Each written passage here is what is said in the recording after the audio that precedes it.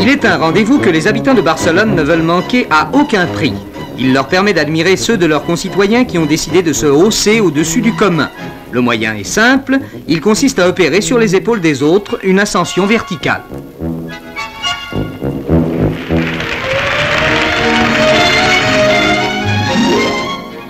Chaque année, l'avenue de la Porte de l'Ange voit de la sorte des groupes intrépides essayer de s'élever le plus haut possible à la force du poignet. Ce qui est en même temps une belle leçon de modestie, puisqu'il se confirme que plus on s'élève, plus on tombe de haut.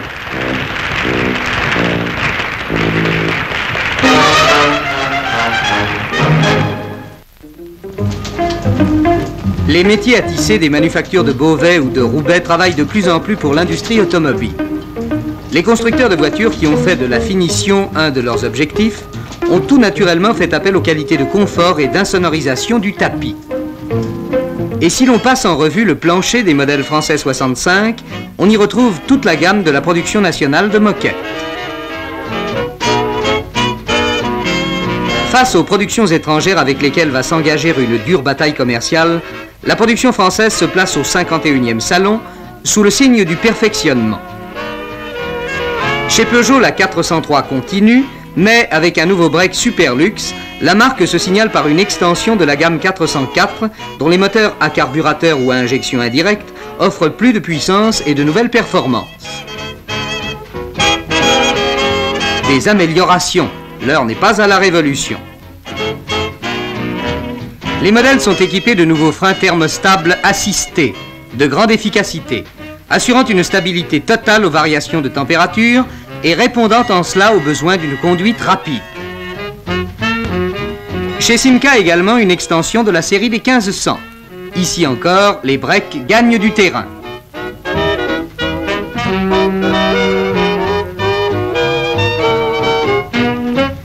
Le 51e salon sera donc le salon de la confrontation.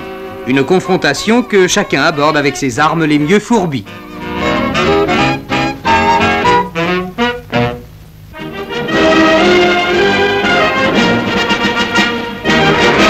Quatrième étape du voyage en Amérique du Sud, Lima, la capitale du Pérou, a fait au président de la République française un accueil inoubliable.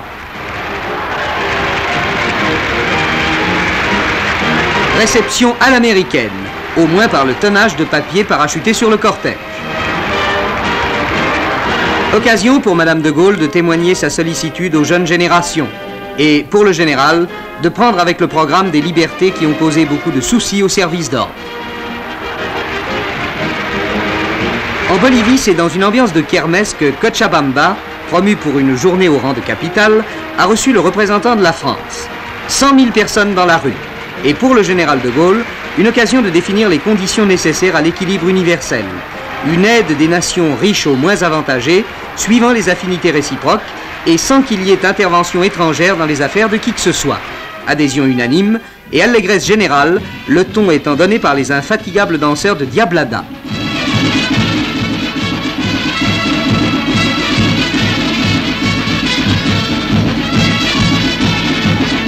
Arica s'est mise à l'heure de Paris.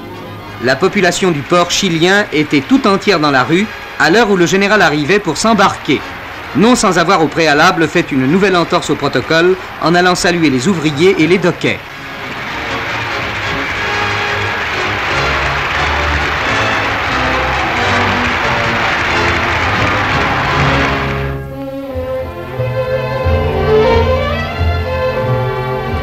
Bref entracte au périple sud-américain. À bord du Colbert, le général va se retrouver en terre française pour une croisière de 48 heures le long des côtes chiliennes, jusqu'à Valparaiso, jadis providence des Caporniers et thème de tant de chansons de marins. Par la route, le cortège a gagné Santiago, une capitale très européenne d'allure, où l'accueil sera plus solennel, plus classique. Au palais de la Moneda, le général aura un long entretien avec le président chilien, M. Alessandri. Puis ce sera la visite aux compatriotes établis dans ce pays lointain et rassemblés pour la circonstance dans la cour d'honneur du lycée de l'Alliance française. Une manifestation joyeuse et familière. Rancagua, enfin, qui entretient le souvenir de ses héros, a offert aux visiteurs le spectacle des cérémonies du 150e anniversaire de la bataille qui opposa aux Espagnols les troupes du libérateur de la patrie. Un spectacle martial dans un stade aussi comble que pour la finale de la Coupe du Monde de football.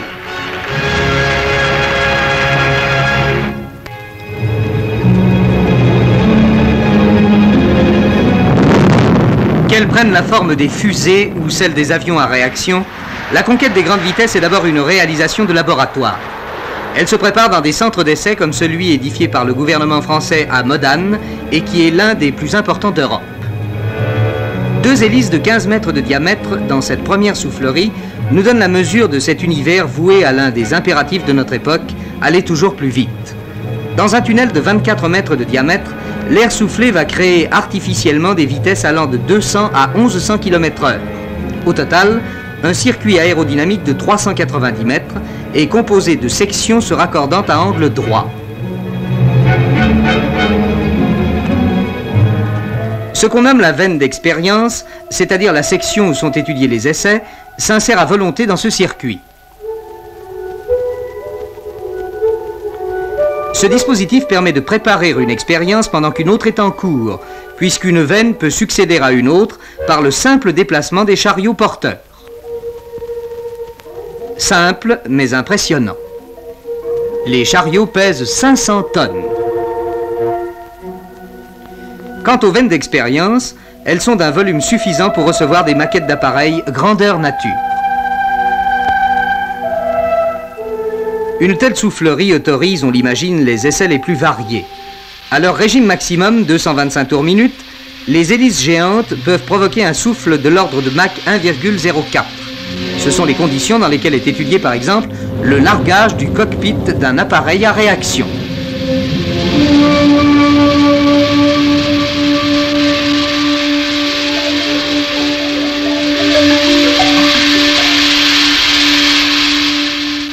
Autre genre d'étude.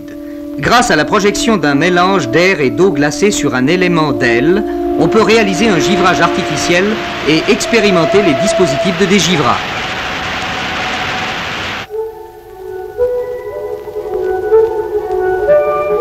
Le monde supersonique et même hypersonique commence avec la soufflerie à rafale.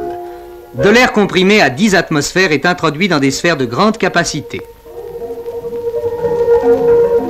Des décompresseurs mettent sous vide absolu d'autres sphères situées à l'autre bout du circuit. Pendant 30 secondes, on peut obtenir des rafales allant jusqu'à 7000 km/h. C'est ici que sont étudiés les profils d'une maquette au 60e de l'avion franco-anglais Concorde. Le cinéma à 5000 images secondes permet de matérialiser les ondes que l'avion rencontre ou provoque. On a pu voir ainsi 5 ans avant son premier voyage, le Concorde voler à Mach 2. Pour l'étude des conditions du décollage, de l'approche, de l'atterrissage aux vitesses subsoniques, on utilise un autre procédé de visualisation. La maquette a été placée dans une sorte d'aquarium. Des liquides colorés, injectés en des points convenablement choisis de la maquette, permettent de matérialiser l'écoulement des fluides autour de la structure de l'avion. On a vu ainsi se former les tourbillons sur le plan du bord de fuite des ailes du Concorde en configuration d'atterrissage.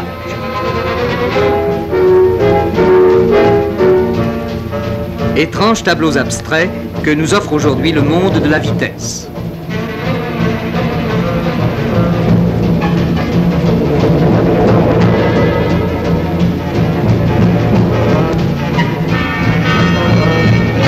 Et c'est ainsi que dans une vallée tranquille des Alpes, s'élabore l'un des appareils de la nouvelle génération, ce Concorde qui reliera en 1968 l'Europe à New York en 3 heures.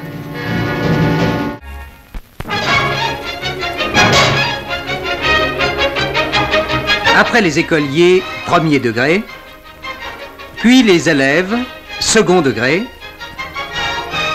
voici la rentrée des étudiants qui reprennent leurs cours d'enseignement supérieur. Le comportement des intéressés reste inégal.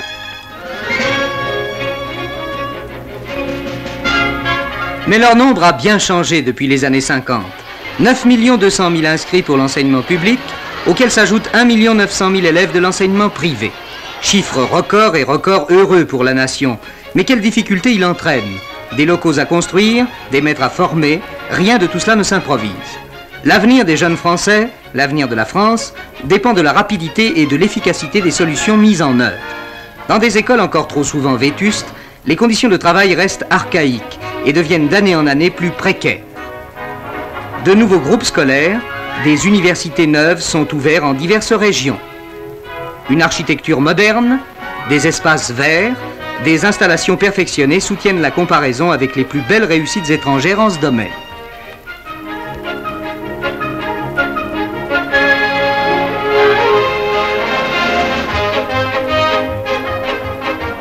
On construit bien, on tente de construire vite, mais le nombre des édifices nouveaux est encore insuffisant, et voici pourquoi. De 600 000 en 1945, le nombre annuel des naissances s'est élevé à 800 000 et reste depuis 1951 stabilisé à ce niveau, soit une augmentation d'un tiers. On disposait en 1951 d'un délai de 10 ans pour s'adapter aux besoins nouveaux que l'on ne pouvait ignorer. Mais l'effort initial était très insuffisant, il fallut par la suite le développer considérablement. À l'augmentation des effectifs s'ajoute la prolongation de la scolarité. Deuxième cause heureuse, elle aussi, les élèves prolongeant volontairement leurs études passent de 42 à 68%. Pour ne pas surcharger les classes, il faut de nouveaux professeurs qualifiés. Et pour les former, des délais plus longs encore que pour construire des écoles. Leur nombre est passé de 260 000 en 1952 à 540 000 en 1964. En 12 ans, il a doublé. Le taux d'encadrement, nombre d'élèves par enseignant, a pu être maintenu dans la plupart des cas dans des limites acceptables. Dans le second degré, ce taux est passé de 16 à 20. Dans les classes élémentaires, il a pu être maintenu à 29. Dans l'enseignement supérieur, il a été, grâce aux nouveaux maîtres assistants, ramené de 47 à 22. Pour favorables que soient ces moyennes, elles n'excluent pas que des insuffisances graves en locaux comme en professeurs aient pu être mises en évidence dans les classes terminales ou dans certaines facultés, notamment en Sorbonne. Les améliorations indispensables dépendent évidemment des moyens financiers. En 1952, avec 2209 millions de nouveaux francs, les crédits de l'éducation nationale représentaient 7% du budget général. En 1964, avec 13 726 millions, l'éducation nationale reçoit 6 fois plus en valeur absolue et près de 16% du budget.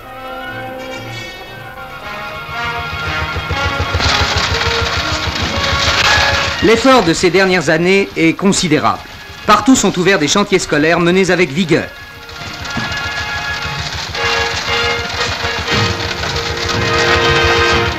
L'enseignement doit être constamment adapté aux exigences du monde moderne.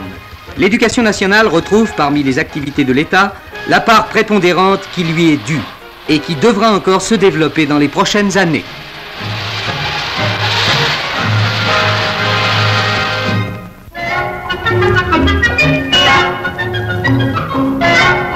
Pendant que le monde parle beaucoup de la bombe A qui doit être expérimentée en Chine, les petits Chinois, ceux du moins de Pékin, parlent surtout de leur panda favori. Un charmant animal de 23 kilos né en captivité fait en effet les beaux jours du zoo qu'il anime de ses jeux depuis 1 an. Et les enfants raffolent de cette espèce de petit ours de l'Himalaya extrêmement rare.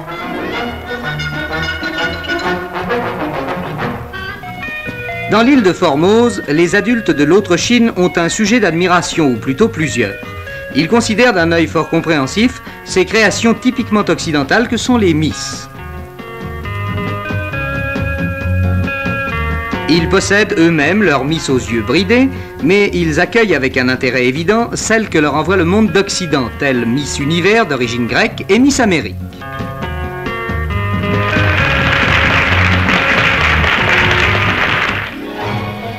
Il reste que si les deux Chines ne manquent pas de sujets d'admiration, elles offrent quelques sujets de réflexion. Quand on connaît par exemple le rythme de la natalité à Formose, l'apparition régulière de jumeaux peut laisser rêveur.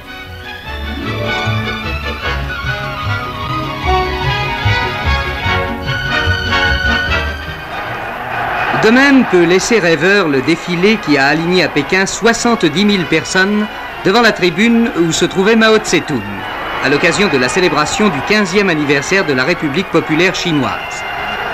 Chaque année, sur la place de la Paix Céleste, cette commémoration permet de prendre la mesure d'un peuple qui est le plus nombreux du monde. 700 millions d'individus, presque le quart de l'humanité. et qui s'accroît au rythme de 20 millions par an.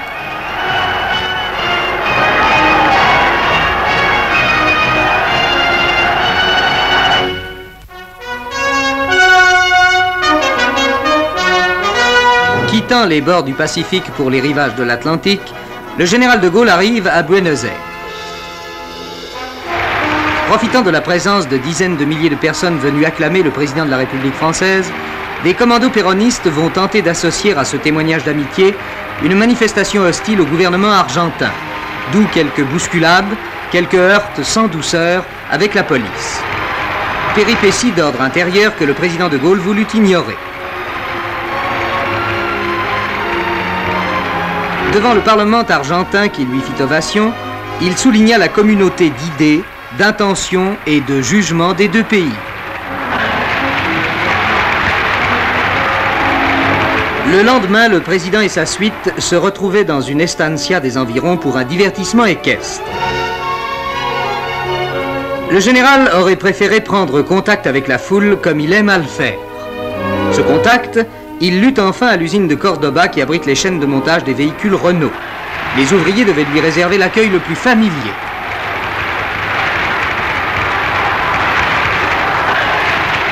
Au Paraguay, c'est dans une ambiance de 14 juillet que le général de Gaulle a fait son entrée à Asunción. La journée était fériée et une parade militaire avait été organisée sur l'avenue du Maréchal Lopez, les Champs-Élysées d'Asunción.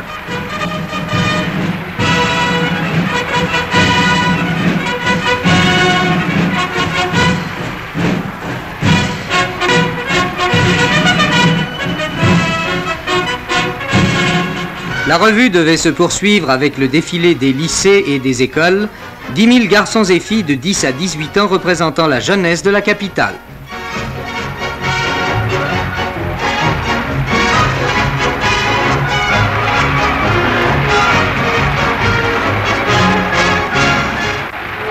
Depuis Caracas, le cortège avait connu bien des climats, bien des altitudes, mais il manquait la pluie. Elle sera dispensée en déluge par le ciel de Montevideo. Les rafales seront pourtant impuissantes à modérer l'enthousiasme des Uruguayens qui, sous les parapluies et les imperméables, ont réservé à la France et à son représentant, selon les propres termes du général de Gaulle, une réception indescriptible.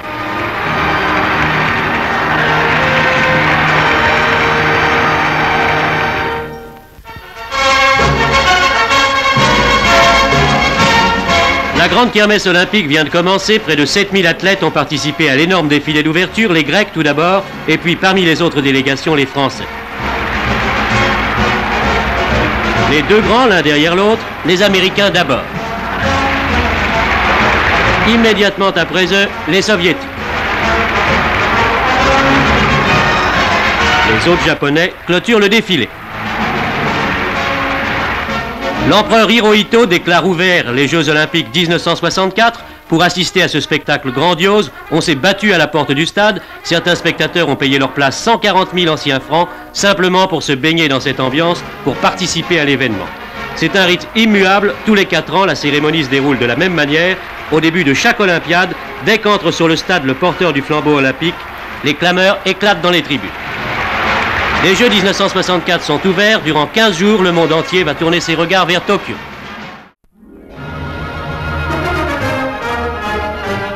À Tokyo, dans la finale du 100 mètres nage libre des Jeux Olympiques, il y avait presque autant de favoris que de concurrents au départ et il fallait être bien chauvin pour désigner un vainqueur avant la course.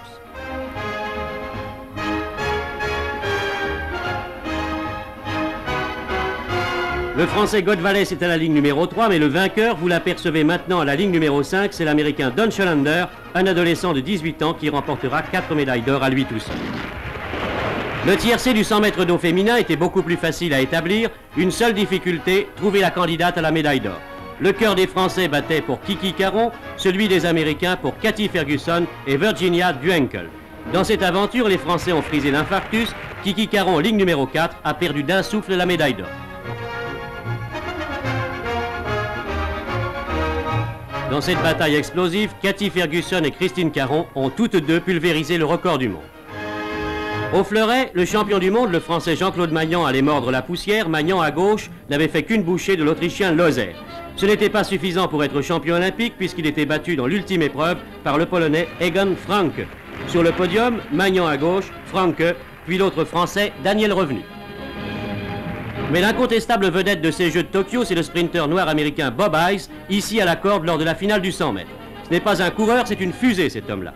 Il est tellement musclé qu'il est incapable de courir comme tout le monde. 3 mètres d'avance à l'arrivée et par surcroît, le record du monde du 100 mètres en 10 secondes.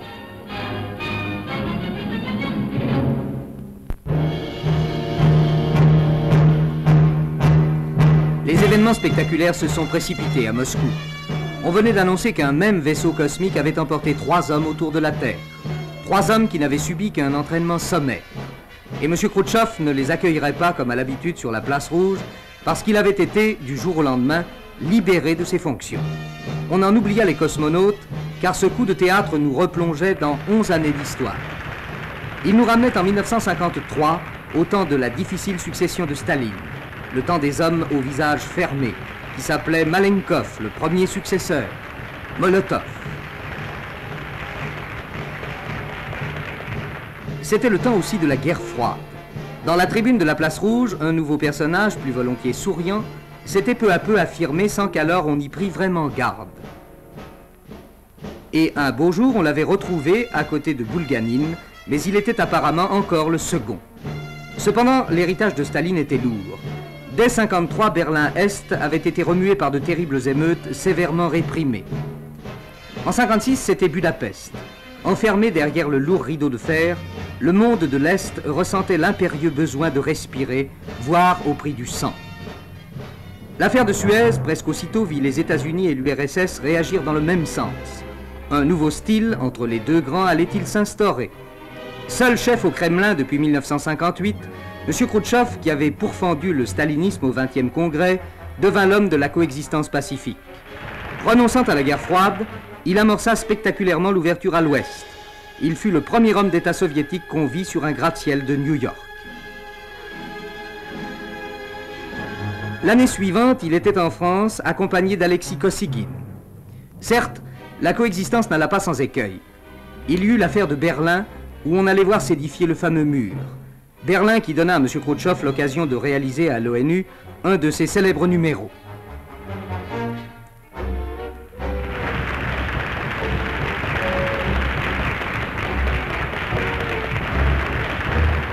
Mais le rapprochement des deux cas à Vienne ne fut jamais définitivement compromis, même à travers l'épreuve la plus grave qui opposa Moscou à Washington, Cuba. Dès la découverte par ses avions de reconnaissance des bases de fusées soviétiques dans l'île, John Kennedy avait parlé haut et net. Le monde, peut-être, s'était trouvé au bord de la guerre. Mais la coexistence avait survécu. Et conséquence immédiate, un télétype rouge direct entre la Maison-Blanche et le Kremlin avait été installé. On peut dire que la coexistence pacifique fut l'œuvre de Khrouchtchev autant que de Kennedy. Elle permettait en URSS même un autre virage qui donnait le pas à l'agriculture sur l'industrie lourde. Mais le grand programme de culture des terres vierges semble échouer.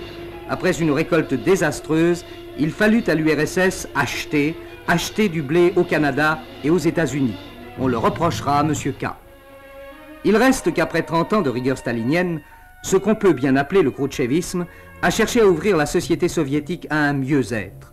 Et il n'est pas impossible de voir dans les modes qu'on a présentés à Moscou le signe qu'il y est dans une certaine mesure parvenu. La Russie semble avoir pris un peu d'air. Aussi bien le talon d'Achille de M. K est-il ailleurs. La tension avec la Chine était proche. Dès l'affaire de Cuba, l'opposition chinoise à la politique de M. Khrouchtchev devint patente. Et ce dernier sembla prêt à accepter la rupture définitive lorsqu'éclatèrent les incidents de Mongolie.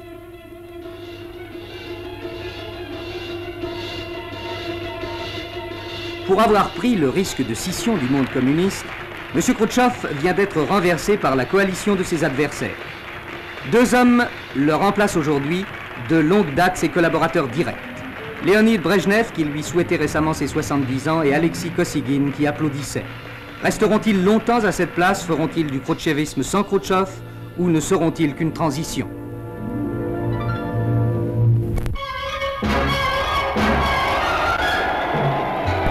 L'Angleterre vient de changer sa majorité au pouvoir depuis 13 ans. L'attente du résultat des élections a fait vivre à Londres la longue nuit du déclinisme. Très vite, il était apparu que le juge Downing Street allait perdre au profit du leader travailliste, son locataire conservateur, Sir Alec Douglas Hughes. La question qu'on se posait ici ou là, avec plus ou moins d'énergie et de conviction, ne concernait véritablement que l'ampleur du succès, condition d'une plus ou moins grande efficacité. Harold Wilson devra se contenter d'une faible majorité, ce qui n'entame nullement la sérénité du nouveau Premier ministre de Sa Majesté. On ne peut pas dire que personne ne s'est mouillé dans cette affaire. L'Angleterre a changé de tête, ce qui ne veut pas forcément dire de chapeau.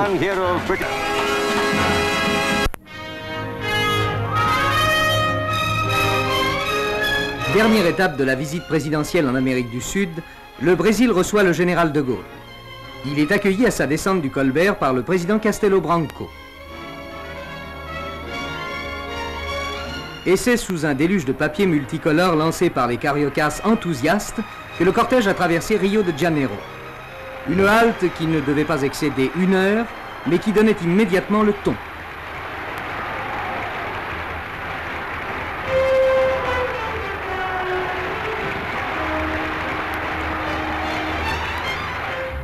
Cependant, une seule ville ne peut donner le visage d'un pays plus vaste que les États-Unis d'Amérique et qui compte déjà près de 80 millions d'habitants.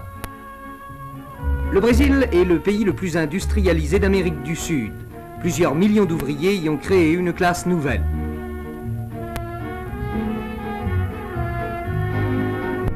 Mais ici aussi, la proximité d'un luxe exubérant et parfois excessif rend la misère plus pénible. Ce pays est comme une immense coquille vide, peuplée seulement sur les côtes. Et c'est pour assurer le développement de l'intérieur du pays qu'a été lancée la grande opération Brasilia, oasis du modernisme dans une savane ingrate. Nette comme une épure et encore inachevée, Brasilia est une capitale à l'échelle de l'an 2000 pour une nation de 200 millions d'habitants. À l'université où l'attend une foule considérable, le général de Gaulle aura enfin l'occasion de prendre contact avec la jeunesse et de lui dire combien son avenir est immense. De Brasilia à Sao Paulo, le général de Gaulle va passer de la capitale fédérale à la capitale économique du Brésil. Non sans visiter au passage les installations de la Cosipa, une société sidérurgique créée il y a 10 ans avec la participation de techniciens et de capitaux français. Les ouvriers des laminoirs applaudiront longuement le président de la République française.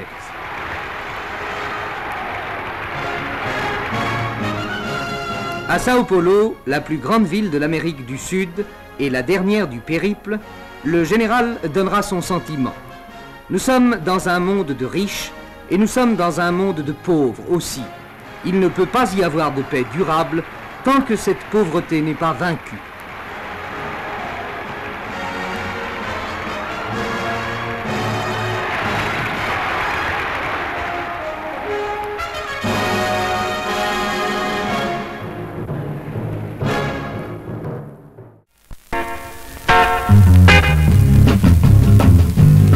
La station de métro du Châtelet a fait un notable progrès dans la voie de l'automaticité. C'en est fini des longues marches harassantes dans les couloirs de correspondance. Le couloir marche maintenant tout seul. Les officiels ont inauguré le tapis roulant de 132 mètres qui, à la vitesse de 50 mètres à la minute, peut véhiculer dans chaque sens 10 000 usagers à l'heure. Quant aux piétons obstinés, ceux qui se refusent à emboîter le pas au progrès, ils pourront emprunter les couloirs latéraux réservés à la marche. On a pensé à tout.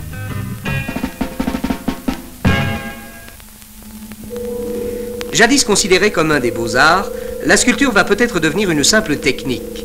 C'est du moins ce qu'affirme un ingénieur de Budapest. Ce Praxitèle hongrois a imaginé de placer son modèle sur un plateau tournant face à un appareil qui photographie chaque section éclairée par un pinceau lumineux. Tous les détails sont là, dans les 260 clichés qui ont enregistré fidèlement la moindre aspérité et la plus petite dépression.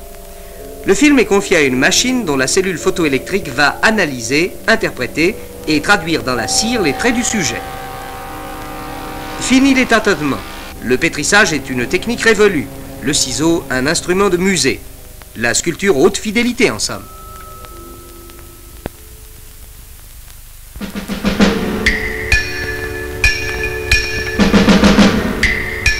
Pour percer les secrets de l'univers, l'homme a besoin d'instruments toujours plus puissants. À cet égard, les installations maintenant terminées de l'Observatoire radioastronomique de Nançay, en Sologne, placent la France au tout premier rang. Le principe en est simple. Les radiosources sont recueillies par un miroir plan orientable et réfléchies sur un miroir sphérique qui les concentre sur un récepteur parabolique. Le miroir sphérique est le plus colossal du genre, 300 mètres de long sur 35 de haut. Les ondes ainsi 2 fois réfléchies sont recueillies au foyer de cette parabole. Concentrées et amplifiées à l'extrême, elles animent ces cadrans où s'expriment déjà les palpitations de l'infiniment lointain.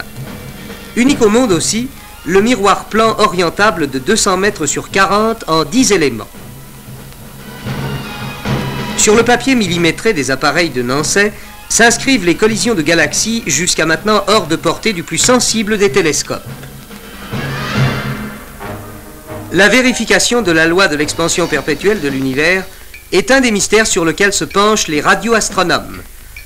Premiers éléments d'une étude qui permettra peut-être un jour de déceler les ondes révélatrices d'une vie extraterrestre, traduction linéaire des fantastiques bouleversements qui agitent l'univers à des milliards d'années-lumière de notre planète, une science est née, la radioastronomie. M. Khrouchtchev n'était pas au rendez-vous qu'il avait donné au colonel Komarov, à l'ingénieur Feoktistov et au docteur Yegorov pendant qu'ils tournaient autour de la Terre à bord du Voskhod. Aussi, sur la place rouge, les regards de la foule se sont moins portés sur les auteurs du dernier exploit spatial que sur les nouveaux dirigeants soviétiques, M. Brejnev, premier secrétaire du parti, et M. Kosygin, chef du gouvernement.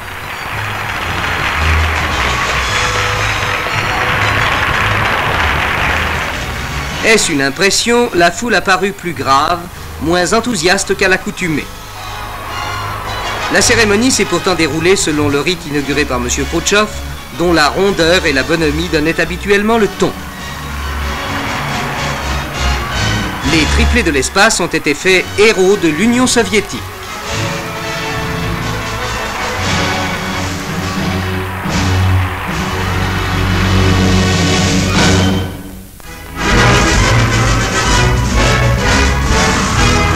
La flamme olympique est désormais éteinte pour 4 années, mais les exploits des athlètes demeurent. Rarement Jeux olympiques ont été aussi palpitants que ceux de Tokyo. Des Jeux parsemés de luttes farouches et de surprises, comme la victoire à la perche de l'Américain Hansen, alors que l'on attendait son compatriote Penel. Aux 5000 mètres, non seulement les Français, mais tous les spécialistes du monde entier n'avaient Dieu que pour Michel Jazzy, en maillot foncé au milieu du peloton. Super favori de cette finale, Jazzy a tout essayé pour gagner. Il a voulu trop bien faire, il démarre un peu prématurément. Dans la ligne droite, c'est fini. Il est la victime des sangsues américaines Schul et Dellinger en tête, ainsi que de l'allemand Norpott. Jazzy perd la course qu'il ne fallait pas perdre, mais qu'importe, il a donné le meilleur de lui-même. Schul, le vainqueur, sera le premier à le consoler.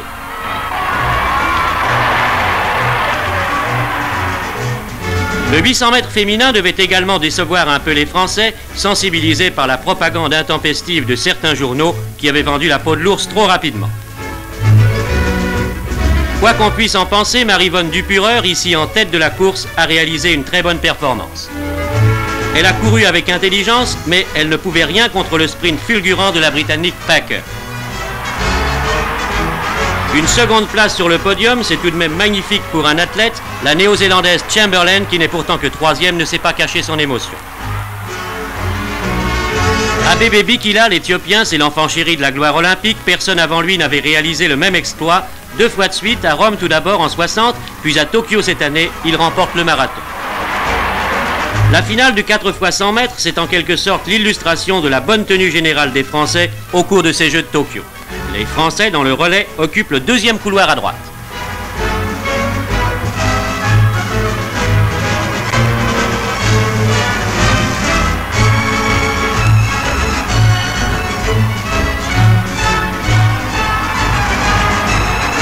À la dernière prise de témoin, Delecourt est en tête avec 2 mètres d'avance, mais contre Bob Hayes, la fusée noire américaine, il lui aurait fallu 10 mètres d'avance pour gagner. Médaille de bronze pour la France, elle a manqué d'un souffle la médaille d'argent raflée par la Pologne.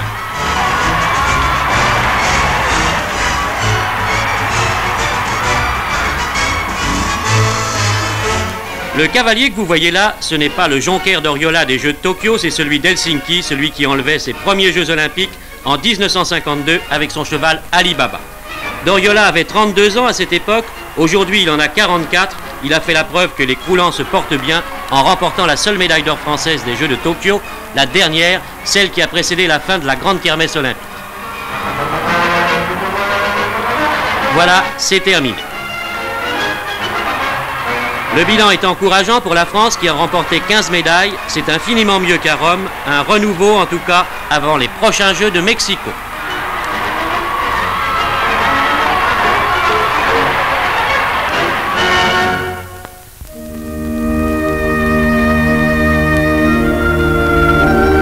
Dans le décor tragique du mont Cassin, qui garde le souvenir de l'une des plus sanglantes batailles de la dernière guerre, Paul VI est venu consacrer la nouvelle abbaye, réplique fidèle de celle qui fut détruite voici 20 ans et qu'avait fondée saint Benoît au VIe siècle.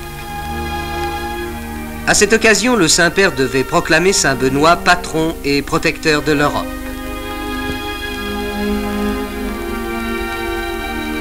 Un des hauts lieux de la chrétienté a retrouvé le monastère millénaire que les bombes avaient bouleversé.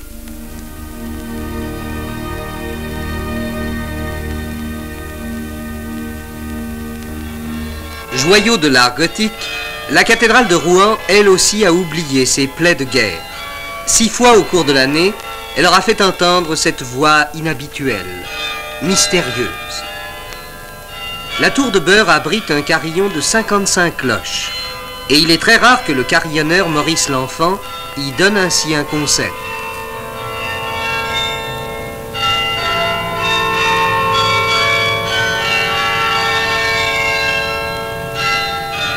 Étrange musique que celle-ci qui semble sourdre de la pierre au milieu de la nuit. La voix de la cathédrale majestueuse nous a conduits vers une autre église de Normandie. Modeste parmi les modestes sans doute, mais qui mérite pourtant d'être mieux connue. L'art moderne, à travers de nouveaux vitraux magnifiques, a rejoint ici l'authentique art normand du début du XVIe siècle.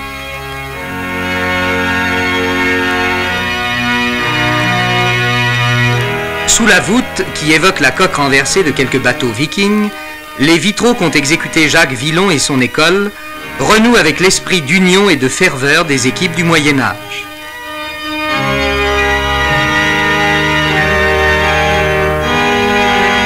La petite église de Bougevilliers, où se rencontrent si heureusement le XVIe et le XXe siècle, peut être admirée comme un exemple parfait de création artisanale.